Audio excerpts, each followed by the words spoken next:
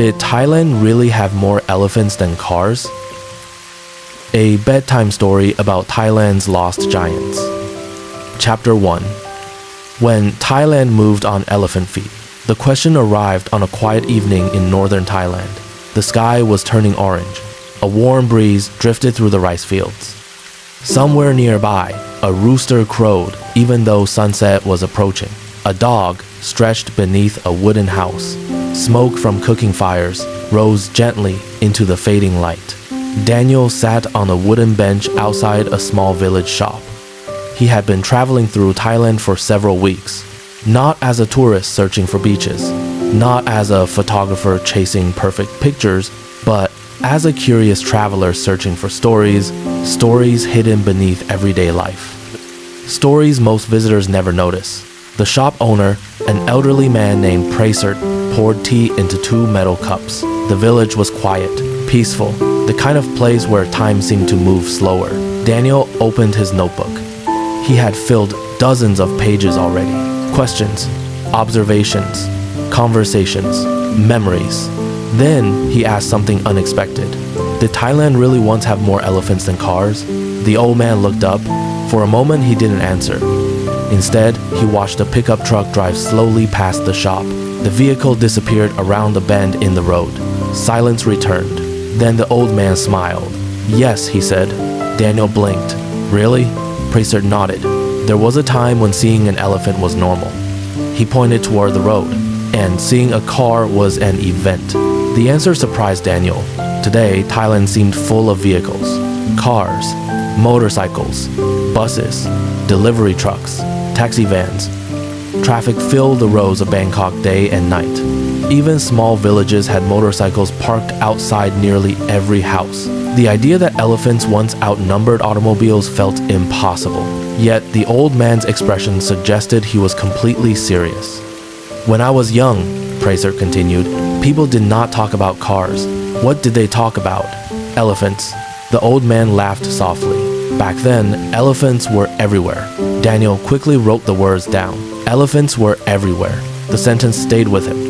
Because today, elephants feel rare, special, almost mythical. Tourists travel great distances hoping to see one. People buy tickets, visit sanctuaries, take photographs. But there was a time when elephants were simply part of everyday life, just as ordinary as vehicles are today, and that was difficult to imagine. The sun slipped lower behind the mountains. Long shadows stretched across the village. Daniel looked down the road. Motorcycles passed. Children rode bicycles. A delivery truck rumbled by. Modern life moved on wheels. But what had Thailand looked like before wheels dominated everything? Before highways, before gas stations, before engines, before traffic? The answer would take him on a journey through a forgotten Thailand. A Thailand where roads were few, where forests covered much of the land, where rivers served as highways, and where elephants helped move a kingdom. That night, Daniel lay beneath a mosquito net in a small guest house. Outside, insects sang endlessly. The fan above him turned slowly. Sleep should have come easily. Instead, his mind remained awake. He kept thinking about the old man's answer. Elephants were everywhere. The phrase felt impossible. Yet, history often feels impossible when viewed through modern eyes. Most people today cannot imagine life without cars. Need groceries? Drive. Need to visit family? Drive. Need to transport supplies? Drive. Need to travel across the country? Drive. Cars have become so common that we rarely think about them. But what happens when cars do not exist? How does an entire country move? How do goods travel? How do armies travel? How do farmers transport harvests? How do people cross forests? For centuries, Thailand answered those questions differently, very differently. And one of the answers had 4 enormous legs. The next morning, Daniel visited a local museum. It wasn't famous. No tour buses. No large crowds. Just a quiet wooden building near a temple. Inside were old photographs, ancient farming tools, traditional household items, pieces of local history preserved by villagers. One photograph immediately caught his attention. It showed several men standing beside an enormous elephant. The animal carried massive logs chained behind it. The men looked tiny by comparison. Daniel stared at the image. The elephant seemed powerful, confident, necessary. Nobody in the photograph appeared impressed by its size, because to them, the elephant was ordinary. It was simply part of life. Nearby hung another photograph. This one showed an early automobile. Several villagers surrounded the vehicle, smiling, pointing, staring, looking amazed. The contrast was striking. In one photograph, the elephant looked normal. In the other, the automobile looked extraordinary. Today, the situation is reversed. Nobody notices a parked car. An elephant will stop traffic instantly. History had quietly switched places. The museum curator noticed Daniel studying the photographs. She approached with a friendly smile. Interesting, aren't they? They feel backwards. She laughed. Only because we live in a different time. Daniel nodded. The curator pointed toward the elephant photograph. 100 years ago, that elephant was not special. Then she pointed toward the automobile. But that car certainly was. The realization settled deeper into Daniel's mind. The story wasn't really about elephants and cars. It was about change, about how a nation transforms, about how one world slowly disappears while another takes its place. Outside the museum stood a giant rain tree. Daniel sat beneath its shade and opened his notebook. He imagined Thailand a century ago. No highways, no traffic lights, no parking lots, no fuel stations, no endless streams of headlights. Instead, there were rivers, forests, footpaths, wooden carts, boats, and elephants. Lots of elephants. Wild elephants lived in vast forests stretching across much of the kingdom. Working elephants helped transport timber. Royal elephants symbolized power. Village elephants assisted with difficult labor. They were not merely animals. They were workers, partners, companions, symbols, living machines before machines existed. An elephant could carry enormous loads, move through difficult terrain, travel where roads did not exist, cross rivers, navigate forests, perform tasks impossible for humans alone. Most importantly, elephants did not need roads. Cars require roads. Elephants create paths simply by walking. That single difference shaped centuries of Thai history. As Daniel sat beneath the tree, he realized something else. Modern transportation is based on speed. Ancient transportation was based on endurance. Cars move quickly. Elephants move steadily. Cars obey. Elephants cooperate. Cars require fuel. Elephants require trust. And trust takes time. Perhaps that was why so many old stories about elephants sounded different from stories about machines. Machines are tools. Elephants were relationships. A truck does not recognize its driver. An elephant recognizes its mahout. A car does not remember kindness. An elephant does. A machine can be replaced. A trusted elephant often could not. The more Daniel learned, the more fascinating the story became. That evening, he returned to the village shop. Praser was sitting outside again, watching the sunset. The old man smiled as Daniel approached. "So," he said, "what did you learn today?" Daniel sat beside him. "I learned that elephants were more important than I imagined." The old man nodded. "Most people underestimate them." "Why?" Praser looked toward the distant mountains. "Because people only remember the end of the story." Daniel waited. The old man continued. "They see elephants in sanctuaries." He pointed toward the road. "They see cars everywhere." Then he shrugged.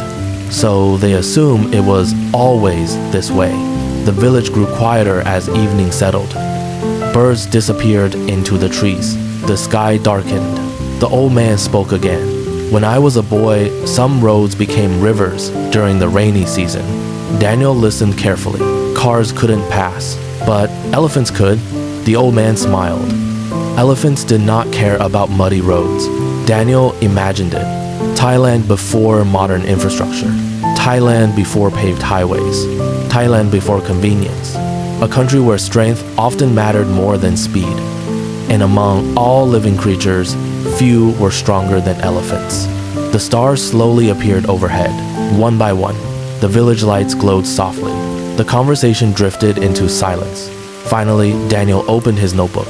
On a fresh page, he wrote, "Before Thailand moved on wheels, it moved on elephant feet." The old man looked at the sentence. Then he nodded. "Yes," he said quietly, "that's exactly right." And somewhere beyond the village, hidden within dark forests and distant mountains, the descendants of those great animals still walked beneath the stars. Slowly, quietly, as if carrying memories from another Thailand. A Thailand where the giants once outnumbered the machines. Chapter 2. The Kingdom Where Elephants Were Wealth. Daniel woke before sunrise. For a few moments he forgot where he was. Then he heard the sounds. A rooster crowing somewhere in the distance. The gentle hum of insects. The creak of wooden floors beneath the guest house. And beyond everything else, the soft sound of rain beginning to fall. Thailand seemed to wake slowly, patiently, unlike the cities he knew back home.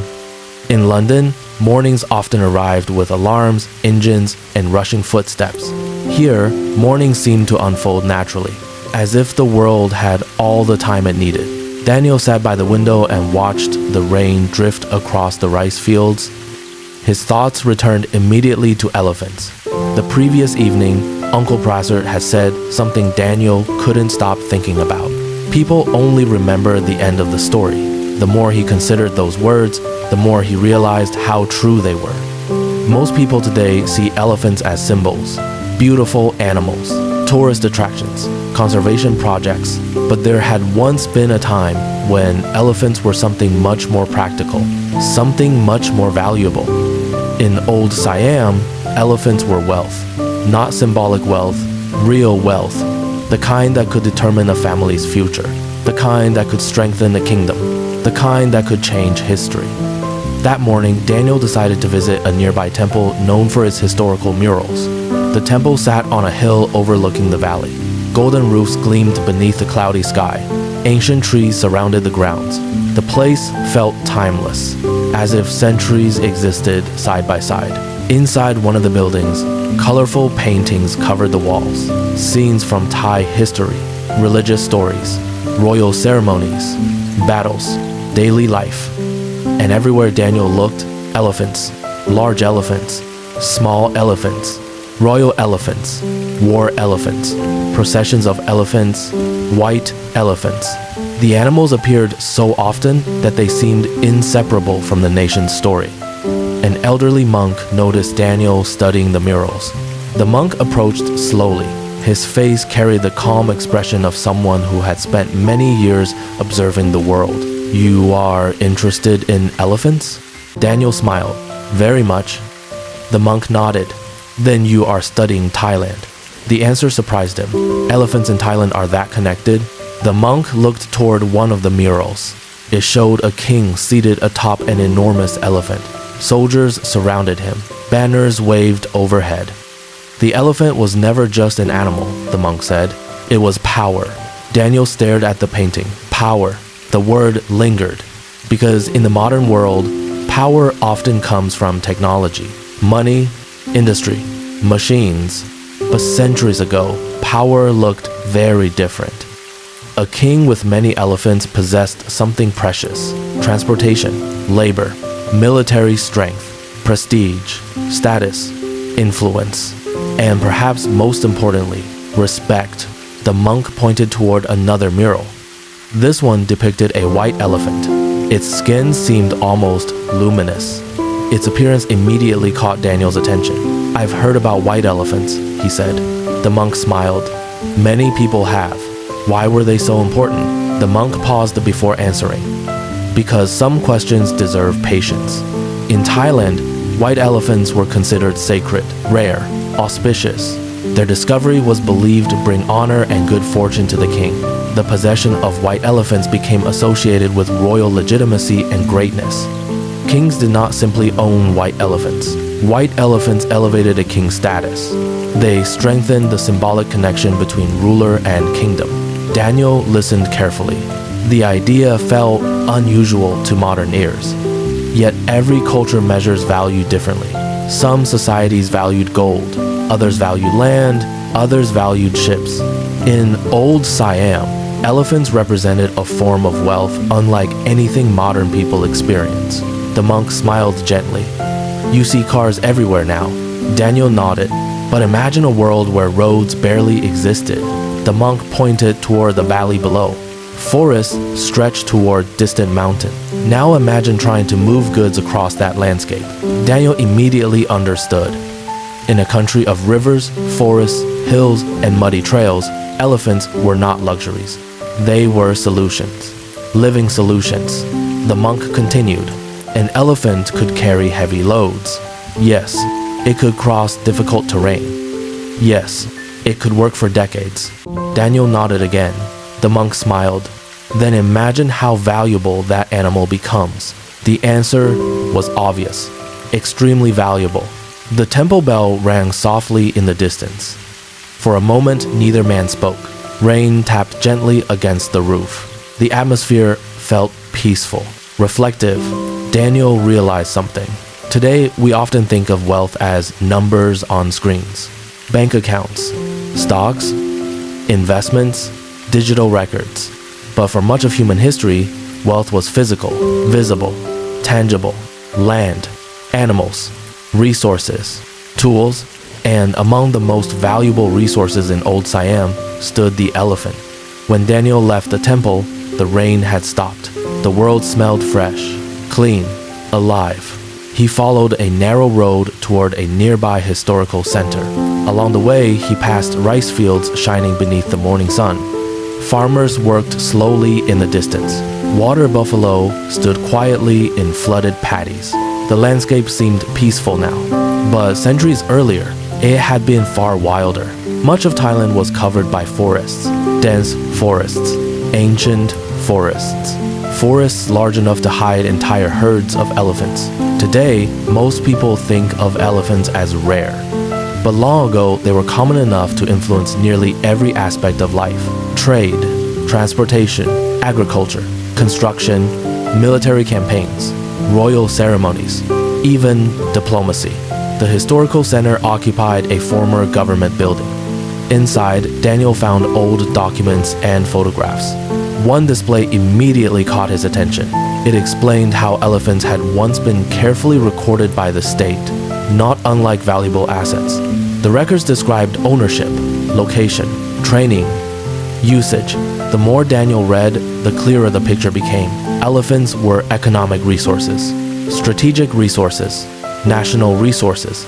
Losing an elephant was not a minor event. Acquiring one could significantly improve a family's fortunes. One display contained an old saying. The translation read, "A man with elephants possesses moving wealth." Daniel copied the phrase into his notebook. Moving wealth. It sounded poetic, yet it was also practical. An elephant could literally move wealth. Timber, supplies, goods, people, everything that needed transporting. The phrase perfectly captured the relationship between elephants and prosperity. By midday, the sun had grown hot. Daniel stopped at a small roadside restaurant. The owner, a cheerful woman in her 60s, served him rice and soup. As they talked, Daniel mentioned his research. The woman laughed. "My grandfather worked with elephants." "Really?" "Oh yes." She nodded proudly. He always said elephants understood people better than people understood elephants. Daniel smiled. It sounded exactly like something Uncle Pracer might say. The woman continued. "My grandfather used to tell stories about knowing each elephant's personality." Personality? Of course. She laughed again. Some were stubborn, some were gentle, some were clever, some liked certain people more than others. Daniel found that fascinating. Cars have no personalities. Machines behave predictably. Elephants do not. Working with elephants required relationships, patience, experience, trust. The woman poured more tea. "My grandfather always said the best mahouts talk to their elephants more than they talk to other people." Daniel imagined long days in the forest. A man and an elephant working together, year after year, season after season, learning one another, depending on one another. That relationship felt very different from modern transportation. No one forms an emotional bond with a delivery truck.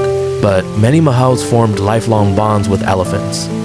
Perhaps that was another reason people remembered them so fondly. They were not merely tools. They were companions. By late afternoon, Daniel returned to the village. The sky glowed gold. Birds moved between the trees. Children played football near the school. Everything seemed peaceful. He found Uncle Pracer sitting beneath the same pavilion as always. The old man smiled. "You learned more today." Daniel laughed. "How can you tell?" "The notebook." Daniel looked down. Several new pages had been filled. Pracer nodded knowingly. "So?" Daniel sat beside him. "I think elephants were wealth." The old man smiled broadly. "Exactly." He pointed toward the village. "Today, people save money." Daniel nodded. "A long time ago, people also measured wealth through animals." He paused. "But elephants were special. Why?" The old man looked toward the mountains. "Because that seemed to be where all his memories lived. They could do what humans could not." The answer felt simple, yet profound. Many inventions become valuable because they allow people to do impossible things. Elephants did the same, long before engines, long before trucks, long before machinery. They expanded what humans could accomplish, and that made them priceless. The sun disappeared behind the hills. The evening air cooled slightly. A motorcycle passed, then another. The sounds faded. Daniel watched the road. Modern Thailand moved quickly, efficiently, predictably, yet somewhere beneath that modern surface remained traces of another world. A slower world, a quieter world, a world where wealth walked on four legs, a world where power carried a trunk, a world where entire kingdoms depended upon giants. That night, before going to sleep, Daniel opened his notebook one final time. At the bottom of the page he wrote, "Before elephants became symbols, they were survival." He looked at the sentence for a long moment. Then he closed the notebook. Outside, the village settled into darkness, and somewhere far beyond the mountains, hidden within forests that still survived, elephants continued their ancient journey beneath the stars, unaware that they had once been among the greatest treasures a kingdom could possess. Chapter 3. The day the first cars arrived. The rain arrived shortly after midnight, soft at first, almost gentle, then gradually stronger. By morning, the roofs of the village glistened beneath silver clouds, and tiny streams of water flowed beside the roads. Daniel stood beneath the guest house awning, watching the rain. A motorcycle passed carefully through a puddle. A pickup truck followed, then another. The road was alive with machines. Machines that barely existed in Thailand a little more than a century ago. That thought fascinated him. Because if elephants had once been everywhere, then there must have been a moment when everything began to change. A moment when Thailand first met the automobile. A moment when two worlds briefly existed side by side. The age of elephants and the age of engines. Today, Daniel intended to learn about that moment.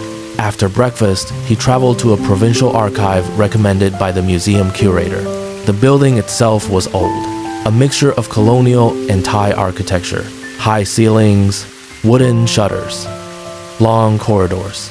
Inside, the air smelled faintly of paper and time. An archivist greeted him kindly and listened to his questions. When Daniel mentioned elephants and automobiles, the woman smiled immediately. "You're studying a very interesting transition." "I think so too," she nodded. "Most people only notice the result." "The result?" She gestured toward the parking lot outside, filled with cars. "The result is easy to see." Daniel understood. Modern Thailand was full of vehicles. But the story of how that happened was much harder to see. The archivist led him toward a collection of old photographs. Many were over a century old. Black and white images from another era. Images from a Thailand still known internationally as Siam. One photograph immediately captured Daniel's attention. It showed a dirt road. A group of villagers stood along the sides. Children stared wide-eyed. Men wore traditional clothing. Women held umbrellas against the sun. And in the center of the photograph sat something extraordinary. An automobile, one of the first ever seen in the area. Daniel leaned closer.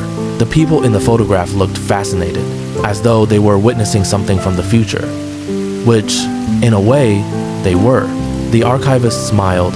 Imagine seeing a car for the first time. Daniel tried. It wasn't easy. Modern people grow up surrounded by vehicles. Children learn what cars are before they can read. But for those villagers, the automobile must have seemed almost magical. A carriage without horses. A machine that moved by itself. A noisy, smoking mystery. The archivist pointed toward a handwritten note accompanying the photograph. The translation read, "People gathered from nearby villages simply to watch it pass." Daniel smiled. Today, nobody would gather to watch a car drive by. But back then, it was an event, an attraction, a glimpse into a new world. The archivist led him to another display. This one contained records about early automobiles arriving in Siam. The first vehicles belonged primarily to royalty, government officials, wealthy merchants, and foreign residents. Ordinary people rarely encountered them. Most villages continued living exactly as they always had, using boats, walking, using carts, and, in some regions, working with elephants. For many years, automobiles remained rare curiosities. Elephants, meanwhile, remained practical necessities. Daniel realized something important. History doesn't usually change overnight. Movies often portray dramatic transformations. Reality is slower, messier. For a long time, elephants and automobiles shared the same world. One did not instantly replace the other. Instead, they coexisted, sometimes awkwardly, sometimes amusingly. The archivist laughed when she showed him an old newspaper story. What happened? She smiled. According to this report, some elephants were frightened by early automobiles. Daniel laughed. He could imagine it. An elephant accustomed to forests, rivers, and quiet paths, suddenly encountering a loud machine coughing smoke and rattling along the road. The situation must have seemed absurd from the elephant's perspective. For thousands of years, large animals had dominated transportation. Then suddenly came engines. Metal, noise, speed, everything unfamiliar. The archivist folded her hands. The automobile wasn't simply a new machine. What was it? A new way of thinking. Daniel wrote that down immediately, because it felt true. The automobile represented much more than transportation. It represented modernity, industry, technology, efficiency, a future increasingly shaped by machines. And as machines improved, elephants slowly lost their economic importance. Not because they became weaker, but because engines became stronger. Not because elephants became less intelligent, but because machines became cheaper. Not because people stopped respecting elephants, but because economies began demanding speed. The afternoon sun emerged as Daniel left the archive. The rain clouds had disappeared. The roads steamed gently beneath the heat. Motorcycles buzzed past. Delivery trucks moved through town. Everything felt ordinary. Yet after spending hours studying old photographs, the modern world suddenly looked different. Every vehicle seemed part of a story. A story that began with a handful of strange machines arriving in a kingdom built around rivers, forests, and elephants. That evening, Daniel returned to the village once again. As always, Uncle Presert sat outside the small shop, watching the road, watching the sunset, watching life. The old man smiled. "You found something today." Daniel laughed. "How do you always know?" "The same way I know when rain is coming." Daniel sat beside him. The first cars fascinated people. Presert nodded. "Of course they did." "Did you ever hear stories about them?" The old man chuckled. "My grandfather told me many." Daniel opened his notebook. He said when the first automobiles appeared in some areas, people would walk long distances just to see them. The old man's eyes sparkled with amusement. Some people thought they were dangerous. Daniel smiled. "Weren't they?" The old man laughed loudly. "Compared to an elephant? That was a fair point. An adult elephant could weigh several tons. Yet somehow, early automobiles frightened people more. Perhaps because elephants were familiar, predictable, known. Machines were not. Machines belonged to uncertainty, and uncertainty often creates fear." The old man continued. "My grandfather said some villagers believed cars would never replace elephants. Daniel looked surprised. Why? Because elephants could go places cars couldn't. That was true, especially in the early days. Roads were limited. Many regions remained difficult to access. Forests covered vast areas. Mud frequently swallowed narrow paths during the rainy season. Elephants remained practical where automobiles struggled. For a while, it seemed entirely possible that elephants and engines might coexist indefinitely. But history had other plans. As roads improved, automobiles improved. As automobiles improved, more people bought them. As more people bought them, more roads were built. The process fed itself. Roads created cars. Cars created roads. Together they transformed the country. Slowly at first, then rapidly. The old man pointed toward the road in front of them. See that? A pickup truck passed, loaded with supplies. A motorcycle followed behind it. Then a delivery van. Then another truck. Prosser smiled sadly. Once this road belonged to elephants. Daniel watched the vehicles disappear. It was difficult to imagine, yet not impossible anymore. The story had become real, not because of statistics, not because of historical records, but because he could now picture the transition. A dirt path becoming a road becoming a highway, an elephant trail becoming infrastructure. History often hides beneath ordinary things. People drive along roads without realizing what existed there before. Fields, forests, villages, animal paths, entire worlds. The stars began appearing overhead, one by one. The village lights glowed warmly. The evening felt peaceful. Daniel flipped through his notebook. The pages were filling quickly. Each day revealed another layer of the story. And the story was becoming more bittersweet, because every technological advance creates winners and losers. Every transformation leaves something behind.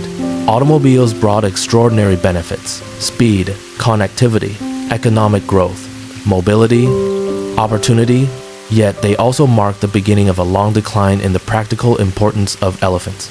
The giants that once helped move a kingdom were slowly being replaced by machines. Not because anyone planned it, not because anyone wanted to erase the past, but because history rarely asks permission before changing. Before leaving, Uncle Prosser looked toward the darkening horizon. Then he spoke quietly. You know what's strange? What? The old man smiled. People thought cars were the future. Daniel nodded. They were. Prosser shook his head gently. No. The old man pointed toward the sky. The future is always something we haven't imagined yet. Daniel thought about that long after returning to the guest house. Outside, the village slept. Inside, the pages of his notebook lay open beside the bed. Before turning off the light, he wrote one final sentence. The first cars did not arrive to replace elephants. They arrived to change everything. Then he closed the notebook, and somewhere beyond the darkness, beyond the roads and highways, beyond the cities and traffic, the forests still remembered a different age. An age when giants walked, where engines now roared. Chapter 4. When the forests became smaller. That night, Daniel dreamed of elephants. Not the elephants he had seen in photographs, not the elephants tourists traveled to see, but thousands of elephants, an endless procession moving silently through a vast green forest. They walked beneath towering trees, crossed rivers wrapped in morning mist, moved through landscapes untouched by roads, untouched by cities, untouched by time. The dream felt peaceful, ancient. Then, slowly, the forest began to change. Trees disappeared, paths widened, roads appeared. The sound of birds faded. The sound of engines grew louder. And one by one, the elephants vanished into the distance. Daniel woke just before dawn. For several moments, he remained still. Listening, the guest house was quiet. Outside, the world was beginning to wake. A rooster crowed. A motorcycle started somewhere nearby. A dog barked. The sounds of modern life. Yet the dream lingered. Because for the first time, he felt he understood something important. The story of elephants was not really about elephants. It was about forests. Without forests, elephants could not remain what they had always been. And Thailand itself had changed dramatically. That morning, Uncle Presser invited Daniel to accompany him into the hills beyond the village. The old man wanted to show him something. They left shortly after sunrise. The air was cool. Mist drifted between distant mountains. The road eventually narrowed into a dirt path. Then the dirt path became a trail. The farther they walked, the quieter the world became. Eventually, they reached a viewpoint overlooking a wide valley. The view was breathtaking. Rolling hills stretched toward the horizon. Patches of forest covered the landscape. Fields occupied the spaces between. Villages appeared here and there like tiny islands. Pressert stood silently for a long moment. Then he pointed toward the valley. When I was a boy, he said, most of that was forest. Daniel looked carefully. It was difficult to imagine. Even now, the valley contained many trees, but clearly much had changed. The old man smiled sadly. People think change happens suddenly. He shook his head. It doesn't. Daniel nodded. That was becoming a recurring lesson. History moves slowly. So slowly that people living through it rarely notice. A few trees disappear, then a few more. A road is built. A town expands. Another road appears. Another town grows. And one day the landscape is completely different. Yet, nobody can identify the exact moment it happened. The old man sat beneath a tree. Daniel joined him. For several minutes, neither spoke. The wind moved gently through the leaves. Birds called from somewhere below. The valley seemed peaceful. But hidden within that peace was a difficult truth. Elephants require space. A lot of space. More space than most people realize. Wild elephants travel enormous distances. They follow ancient routes passed down through generations. They seek food, water, shelter, seasonal resources. They do not recognize property boundaries. They do not understand roads. They do not care where one province ends and another begins. They simply follow the landscape that shaped them. And when that landscape changes, elephants face a problem. A very large problem. The old man finally spoke. When I was young, people rarely talked about conserving elephants.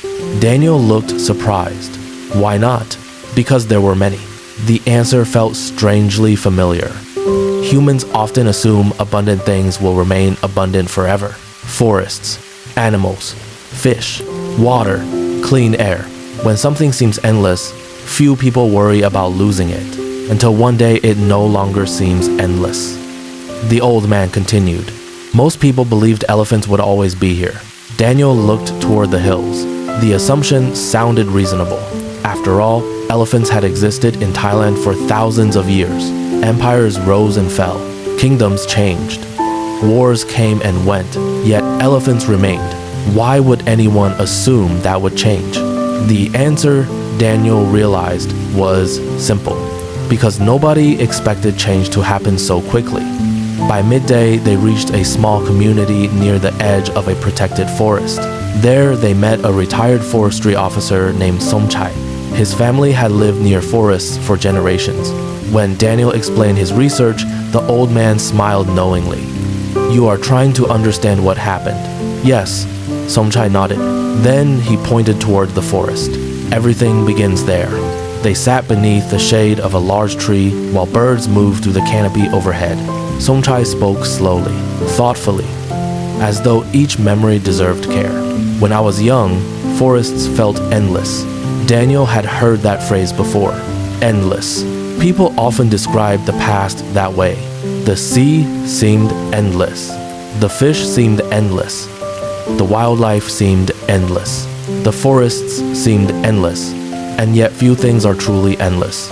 Somchai described a Thailand very different from today. Vast forested regions, remote landscapes, places where roads barely existed, places where wild elephants moved freely, places where humans were visitors rather than masters. But throughout the 20th century, the country changed rapidly. Population increased, agriculture expanded, infrastructure grew, roads multiplied, cities spread outward, industries developed. Each change made sense individually. Each change improved lives.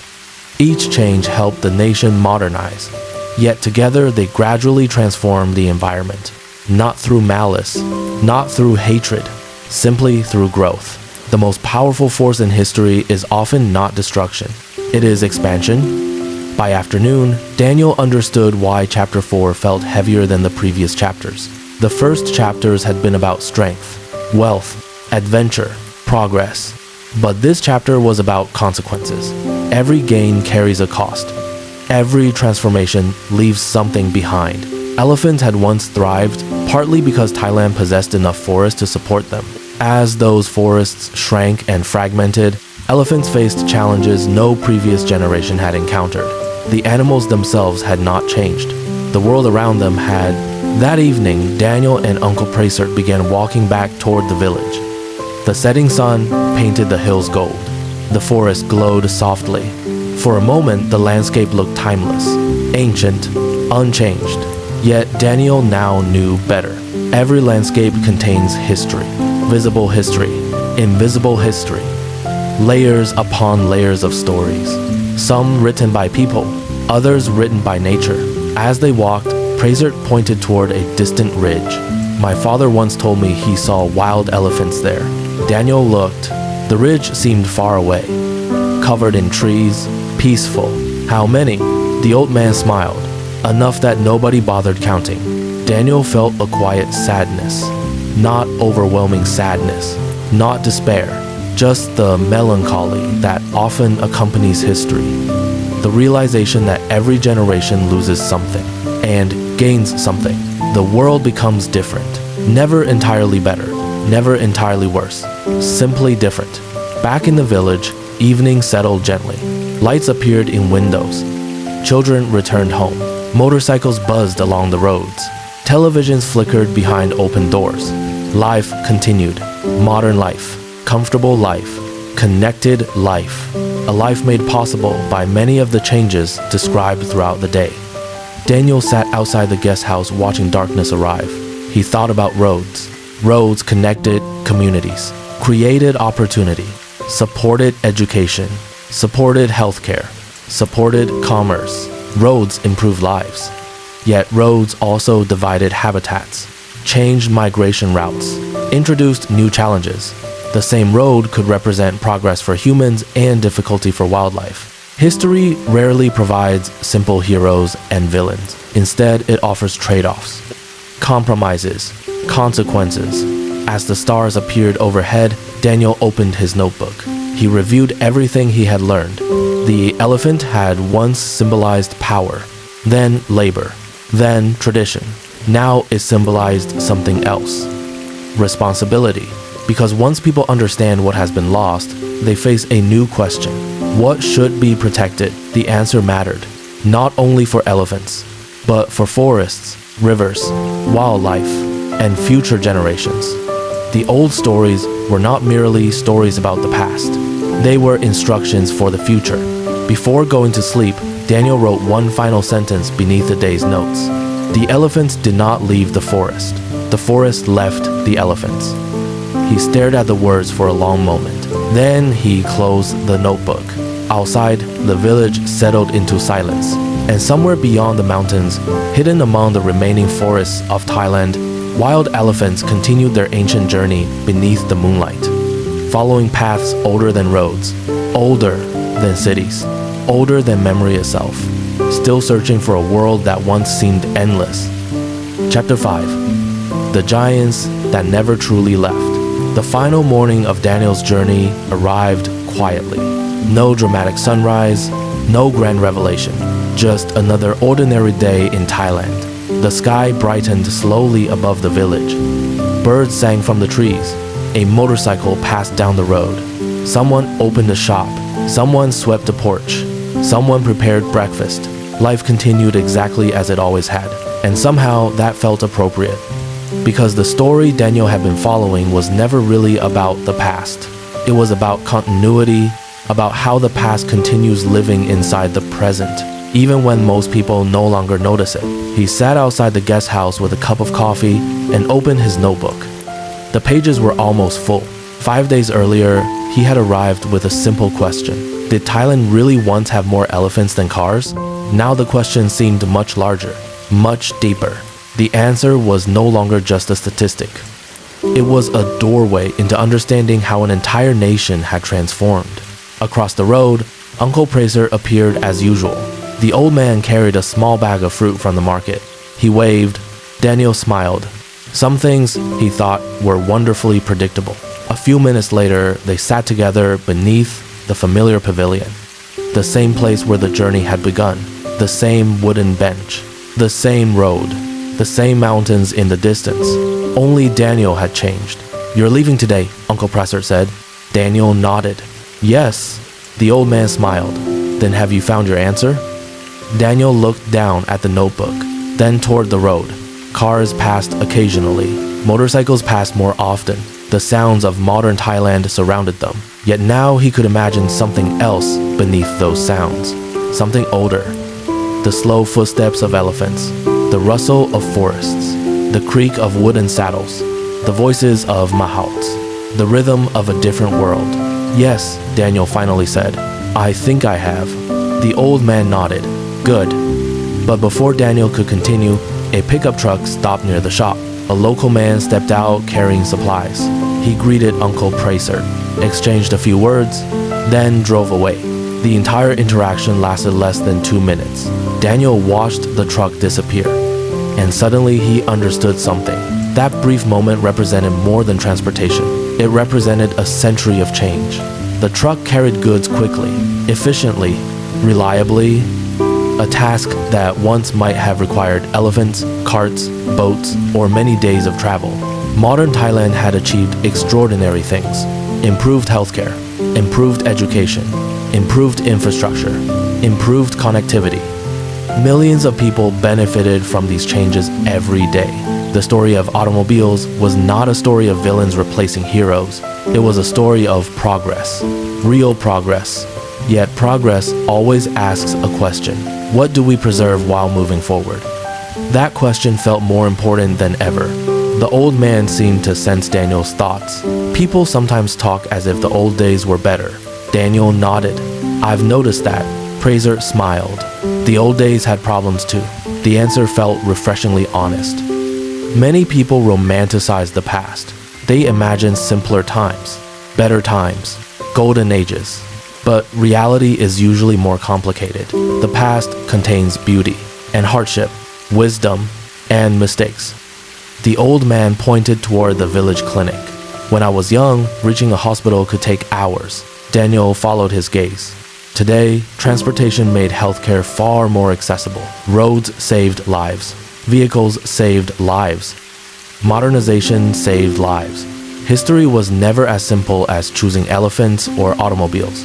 It was about balance, adaptation, learning. The morning passed slowly. As the sun climbed higher, Daniel walked through the village one final time. Everything seemed slightly different now. Not because the village had changed, but because he had learned to see differently. The road was no longer just a road. It was once an elephant path. The nearby fields were no longer just fields. They were once part of a larger landscape. The distant forests were no longer just forests. They were remnants of something vast. Every place contained layers of history invisible to most people. History wasn't gone. It was hidden, like roots beneath the soil. Near the edge of the village, Daniel discovered a small school. Children were playing outside, laughing, running, living entirely in the present, as children should. Near the entrance stood a painted elephant statue, bright, friendly, welcoming. Daniel smiled. The elephant remained, not as transportation, not as labor, but as memory, as identity, as culture, as a symbol connecting generations. Later that afternoon, he visited a local bookstore. There, he found children's books filled with elephants, storybooks, folktales, picture books, educational books. Elephants appeared everywhere, not because they dominated daily life anymore, but because they still occupied an important place in the national imagination. That realization mattered. Many animals disappear physically before disappearing culturally. Elephants had not disappeared culturally, far from it. They remained deeply woven into Thailand's identity, the country's history, its art, its stories, its traditions, its memories. And perhaps that explained why the original question resonated so strongly. People weren't really asking about numbers. They were asking about identity, about how a nation remembers itself. As evening approached, Daniel returned to the pavilion one final time. The sky glowed orange. The mountains darkened into silhouettes. A familiar peace settled over the village. He opened his notebook to the first page. The page where he had written, "Did Thailand really have more elephants than cars?" He smiled. Such a simple question, yet it had led him through centuries of history, through forests and temples, through photographs and memories, through conversations with people who still carry pieces of the old world inside them. Uncle Presert arrived carrying 2 cups of tea, one for himself, one for Daniel. The old man sat down carefully. For a while, neither spoke. They simply watched the sunset. Finally, Daniel broke the silence. "When people ask me the question now, I know how I'll answer." The old man smiled. "And how is that?" Daniel looked toward the road. A motorcycle passed. Then another. The sounds faded. Beyond the village, the mountains stood quietly beneath the evening sky. Then he answered, "Yes." The old man laughed softly. "That's the short answer." Daniel nodded. "The longer answer is that Thailand once depended on elephants the way it depends on vehicles today." Prasert's smile widened. "Better." Daniel continued. "And the most important answer is that elephants helped shape the country long before cars ever arrived." The old man looked pleased, very pleased. For a moment, neither spoke again. The last light of day slipped behind the mountains. The first stars appeared overhead. A cool breeze moved through the trees. Then Uncle Presert said something Daniel would never forget. The elephants never truly left. Daniel looked at him. The old man pointed toward the school, the bookstore, the temple, the hills, the forests beyond the horizon. They are still here. Daniel followed his gaze, and suddenly he understood. The elephants remained in stories, in memories, in paintings, in symbols, in ceremonies, in language, in history, in the forest where wild herds still walked, and perhaps most importantly, in the way Thailand understood itself. The giants had not vanished. They had simply changed roles. Once they carried timber, now they carried a meaning. Once they moved kingdoms, now they connected generations. Once they represented power, now they represented responsibility. The stars multiplied overhead. Night settled gently across the village. Daniel closed his notebook. Its pages were finally full. His journey was complete. Tomorrow he would leave. The roads would carry him away. A bus, perhaps a train, maybe an airplane. Machines moving him across modern Thailand, yet part of his mind would remain here, in this village, in these stories, among the echoes of an older world. A world where giant footsteps once shook the earth. A world where forests seemed endless. A world where elephants were not rare wonders, but everyday companions. And as darkness wrapped itself around the mountains, Daniel realized something beautiful. History is not about preserving the past exactly as it was. That is impossible. History is about remembering, learning, understanding, carrying forward what matters. Thailand had changed, profoundly, inevitably, yet somehow the spirit of those elephants still endured, not despite change, but through it. The road outside the village remained quiet. A final motorcycle passed into the night. Then silence returned. Above the trees, countless stars filled the sky. And somewhere far beyond the horizon, hidden within Thailand's remaining forests, wild elephants continued walking ancient paths beneath the moonlight. Slowly, patiently, as they always had, as they always would. Good night. Thailand still holds countless stories waiting to be discovered. If you would like to continue this journey together, I hope to see you again in the next story from Thailand Through Eyes. And if there is somewhere in Thailand you wish to visit through story, leave your suggestion below. Perhaps our next journey will begin there.